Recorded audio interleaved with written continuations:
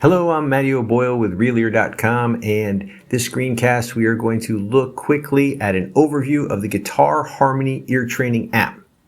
So, if you visited our webpage, you know that we have two Harmony Ear Training apps. One's called Harmony, one's called Guitar Harmony. The Harmony Ear Training app is a generic app for harmony. Works great for all different musical instruments. A lot of pianists use it. A lot of accordion players use it. A lot of different kinds of instrumentalists use it. What we found over the years is that guitarists like that Harmony app, but many of them will contact us and say, it doesn't sound exactly like it's on my guitar. And so what we decided to do was build a Guitar Harmony Ear Training app. Now, the reason why the Harmony Ear Training app sounds a little different than what's on your guitar is because the Harmony Ear Training app is fairly generic in terms of harmony. So in both the apps, the default chord is the C major chord. And if you take the Harmony app, that will give you a C, an E, and a G, the C major chord. But of course, on guitar, a lot of different chords are played with more than 3 strings. They're played with 4, 5, and 6 strings. And because there's those other notes on the other strings, it will change the overall sound of the chord you're hearing.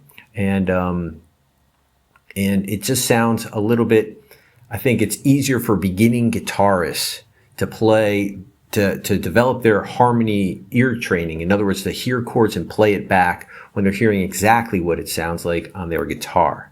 So we decided to develop the Guitar Harmony Ear Training app. In most ways, it works exactly like the Harmony Ear Training app.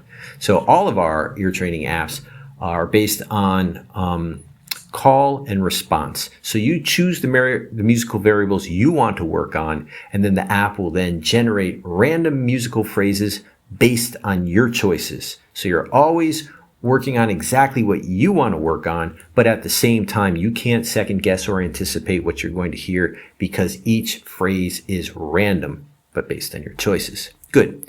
Let's get into the Guitar Harmony Ear Training app. Okay, as with all the apps, you have a metronome to go faster or slower. You can control time signatures. You can select, program an alarm to limit your practice session 2 minutes, 5 minutes, 10 minutes, whatever you want. Control the volumes.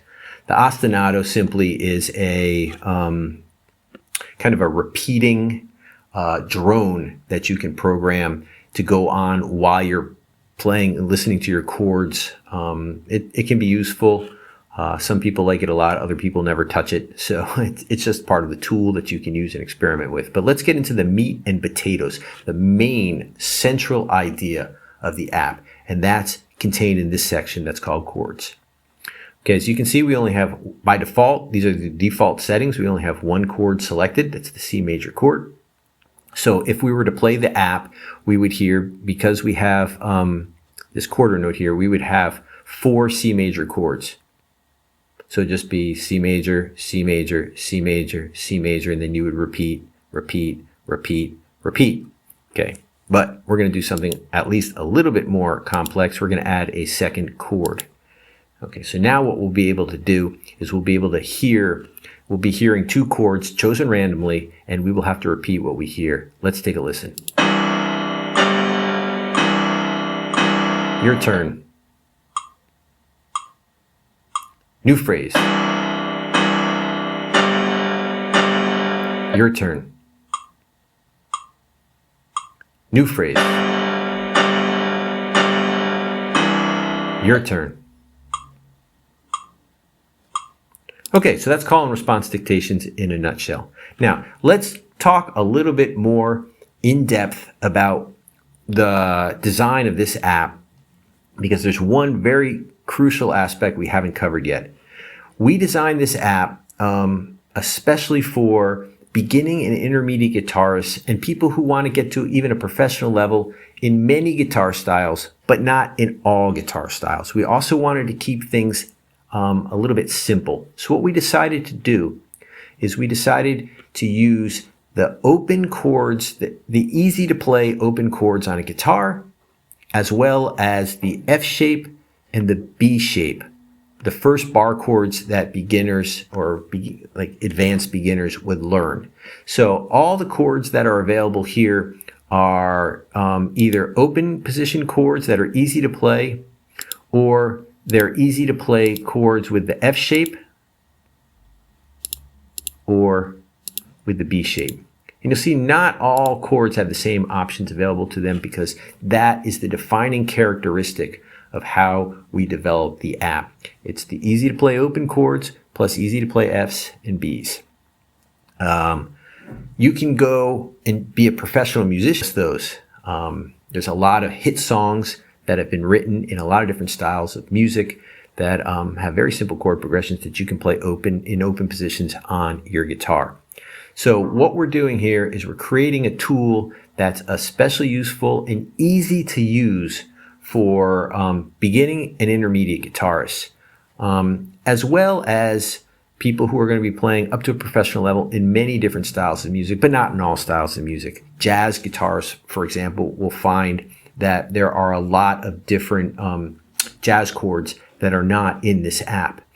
It shouldn't be a problem. If you are playing a style of music that has much more complicated chords, then all you need to do is, if you're a member of realear.com, you get access to all of our ear training apps. You just go over to the generic Harmony ear training apps, and you can see here all the different chord forms that you have available to you.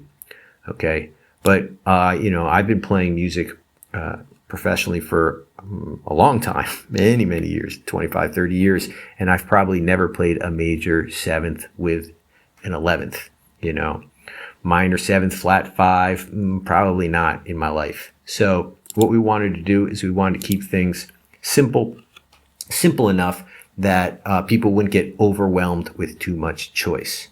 Okay, now, last thing we need to cover here, let's put this back at a G. There's is this function, the change on the beat function. So if I select some more complex rhythmic patterns, by default, the chord will only change on a beat. It will only change on a beat on a click of the metronome. It won't change in between the beat. When it changes in between the beat, that's adding a layer of complexity, which makes the dictations much harder. So anytime you add more complexity, the dictation becomes harder. It challenges you at a new level. So by default, it will only change on the beat. But if you want that extra complexity, you can just move this to change between the beats. Now I only have two chords, but let's listen. Well, that one was really easy.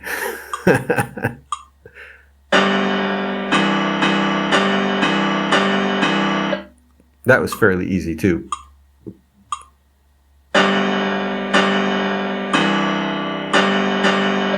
Okay, so they're all coming easy for me, but if you do this long enough, because they're random, you will end up with stuff that is a little bit more complex than if you just leave it at change on the beat.